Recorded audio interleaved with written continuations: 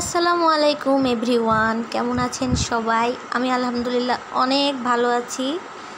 আর আমার মতো আলসে মনে হয় দুনিয়াতে কেউ নাই। এটা প্রায় 20-25 দিন আগের ভিডিও। আমি তো আপলোডই করি নাই, এডিট করছি, এডিট করে রেখে দিয়েছি, কিন্তু ভয়েস ওভার দিছিলাম না। আর এটা ছিল সুরাইয়ার বিয়ের দিনের ভিডিও। বিয়ের দিনে বিয়ে ছিল রাতে, আর আমরা বিকেলবেলা সবাই মিলে একটু ঘুরতে বেরিয়েছিলাম আশেপাশে, কারণ নতুন জায়গা, আগে কখনো যাইনি, আশেপাশে কী আছে না আছে জানি না।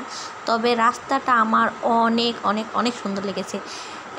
মেন রোড এক সাইডে, আর অন্য দিক দিয়ে হচ্ছে আর কি রেল লাইন। এত সুন্দর। আমরা সবাই মিলে আসলে বের হয়েছিলাম রেল লাইনে যাওয়ার জন্যে, কিন্তু দুর্ভাগ্যবশত আমরা যেতে পারিনি।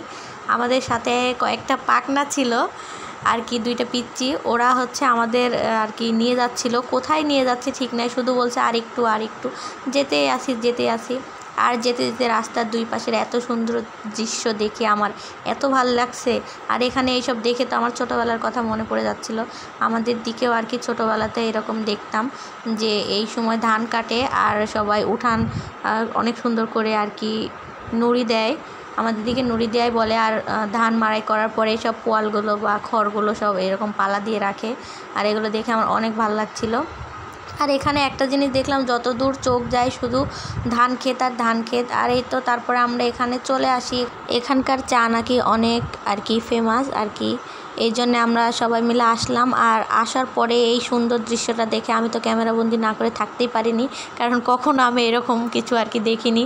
যাই হোক, খাওয়া দাওয়া শেষ, তারপরে আমরা চলে আসলাম। ঝড়ের মধ্যে পড়ে গেছিলাম। আল্লাহ হাফেজ।